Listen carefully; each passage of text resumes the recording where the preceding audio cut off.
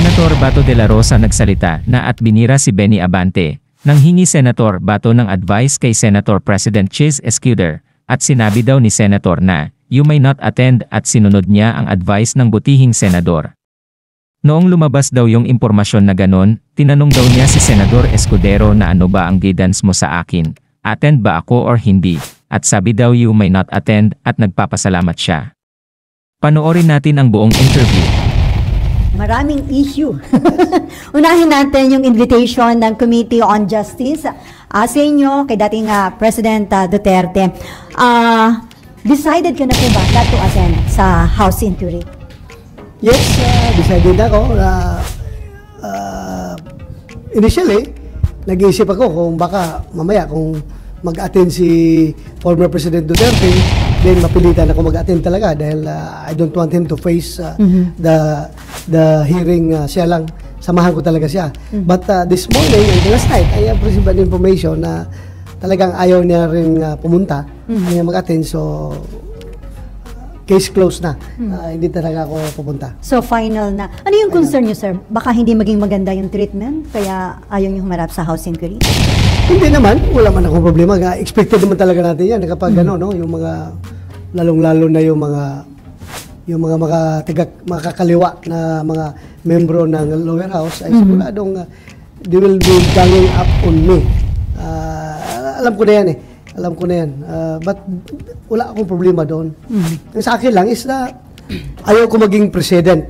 Ayaw ko maging president as far as violating the time-honored and institutionally enshrined tradition of the legislature, yung interparliamentary or inter-chamber courtesy.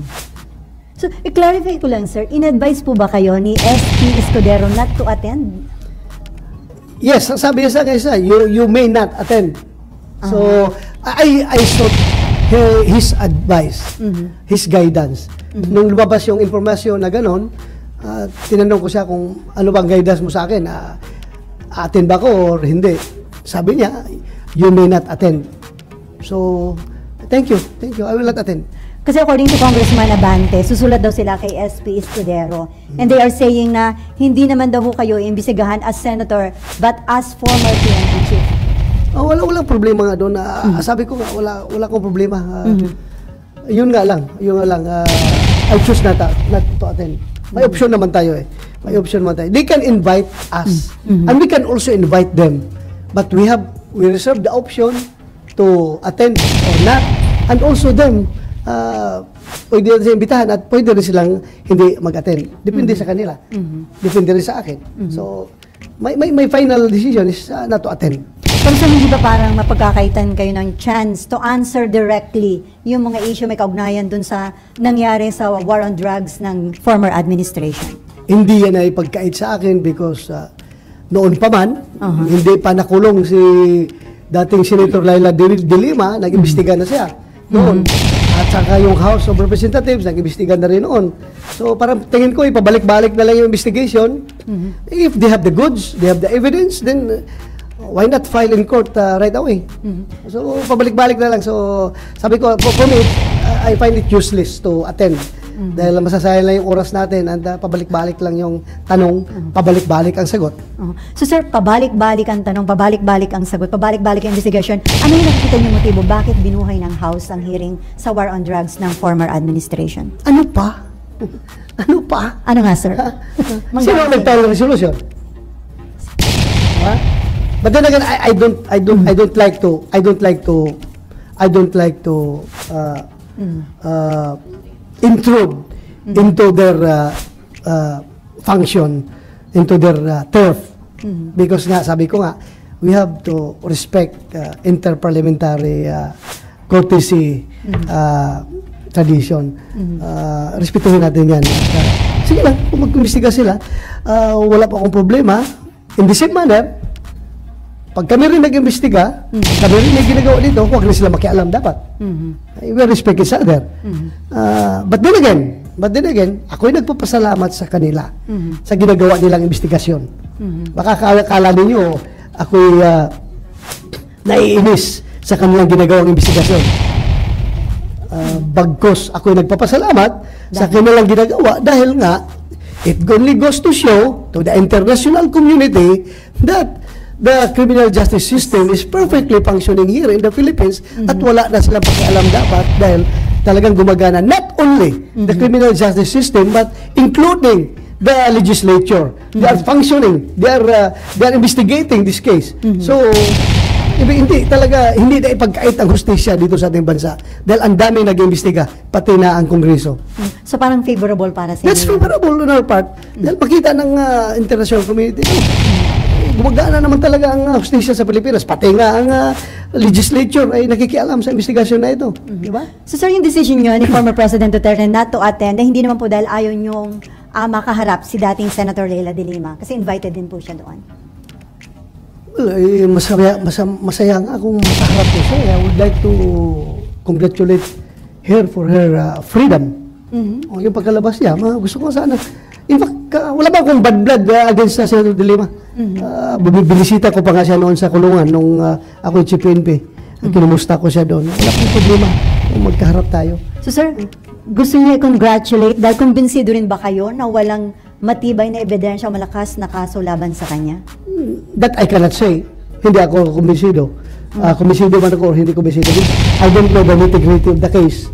Because the PNP during that time, when I was the chief, we were not party to the case build-up, to the filing of the case. Lahat yan ay ginawa ng DOJ. Direct filing ang ginawa ng DOJ. And ang papel lang ng PNP noon during my time was to implement or to serve the warrant of arrest at the time. Hanggang doon lang kami. Yung sa investigation at saka sa filing ng kaso, wala po ang PNP doon. DOJ diretso. Okay. Kasi some are saying na mukhang harassment lang talaga yung drug cases laban kay Senator de Lima para daw patahimikin dahil during that time, nag-iimbestiga siya about the Davao Death Squad. Everybody is entitled to his own opinion. Okay, Mean?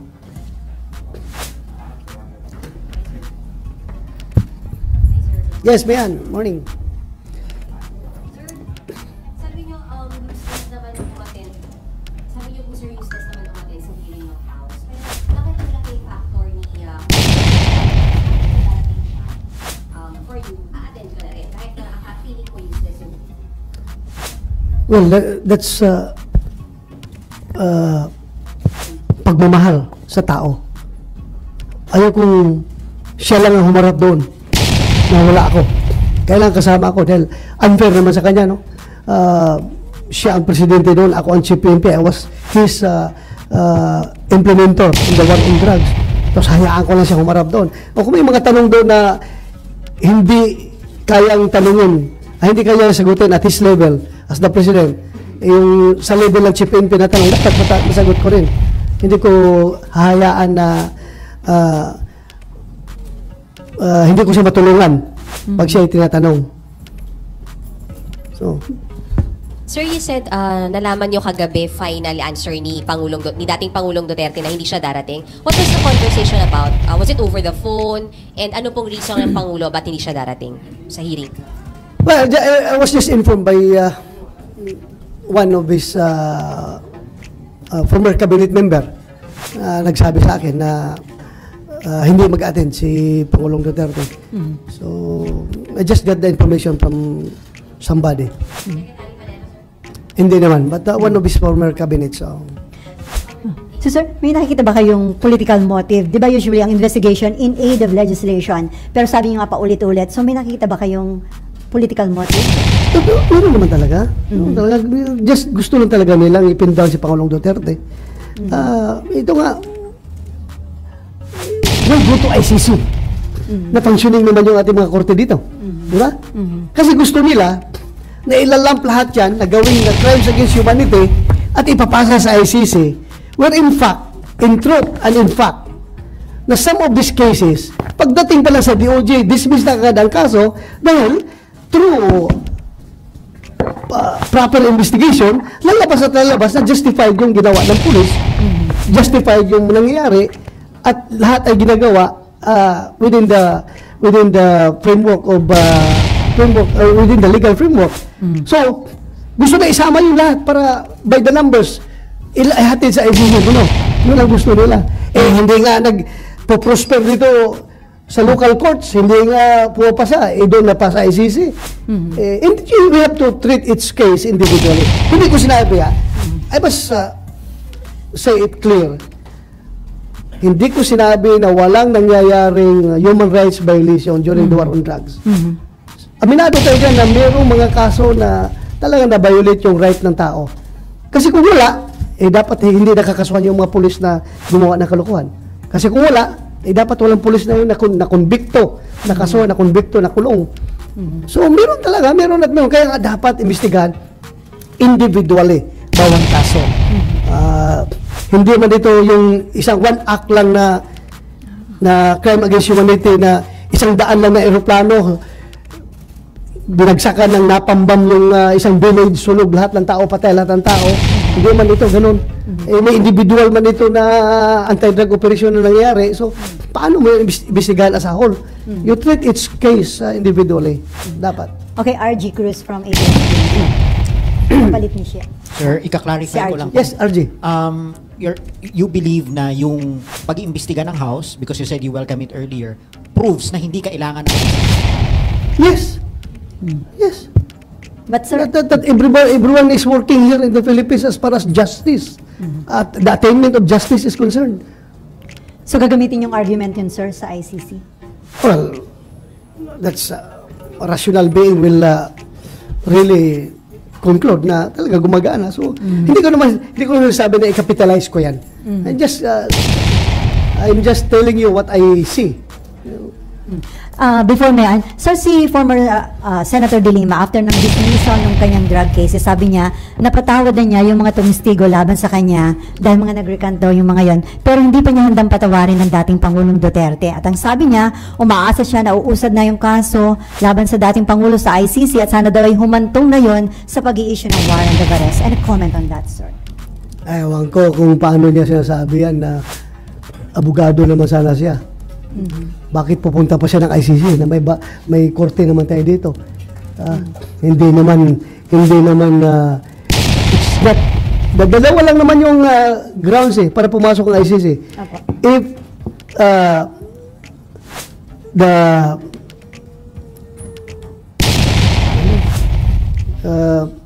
there is no existing criminal justice, working criminal justice in the territory, or the local authority is not acting on it. Parang ganun. Dalawa lang yan lahat naman yan, ang answer sa dalawa is parehong yes. Parehong no. Parehong no. Di ba? Parehong no ang sagot doon sa dalawa na yun. Okay, related question pa rin from Mayan and then Raymond. Sir, isa na lang sa akin on this matter. Related din doon kay Senator De Lima, doon sa latest interview niya after she was freed, sir. Sabi niya, it's really about time na si Pangulong Duterte naman daw yung sumagot at magpaliwanag. Sir, you also said, hindi naman talaga yung sinasabi na walang human rights violation. So, hindi ba, sir, talaga time na rin naman na magpaliwanag ang Pangulo about it? At di ko alam kung sa hearing ng House, but at least, di ba, sir? Well, bakit ang Pangulo ang kailangang magpaliwanag? Paliwanagin mo yung bawat kaso. Sino involved sa bawat kaso na mayroong human rights violation na nangyayari? Sino responsible doon? Yung napapanagutin mo, pa-explainin mo. Bakit si Pangulo, Pangulo, nandiyan lang sa Malacanang yan gusto niya matapos yung problema natin sa droga. Yun lang naman ang gusto niya matapos. But he's not telling you to do illegal things in order to stop the drug menace. Siyempre, as Commander-in-Chief, di ba, sir? Yes, as Commander-in-Chief. Doesn't he owe that explanation, sir? Well, he can explain it in court. Sabi niya, he's willing to face all the cases that are going to be filed in court, but not in the lower house. Thank you, sir. Okay, Raymond. Yeah. Sir, nabanggit nyo kanina na may political motive yung House hearing doon sa Duterte, ICC, and yung human rights. Sir, sa tingin nyo walang kinalaman ito or any link doon sa ginawa yung pag-imbestiga sa PDEA leak dahil marami nasaktan at pwede na may kumpas sa taas na sige, get back to bato? Dapat silang sumagot. Mahirap na mag-speculate, no? sa mga sabihin nila, mali ka sa iniisip mo. I don't want to speculate. I don't have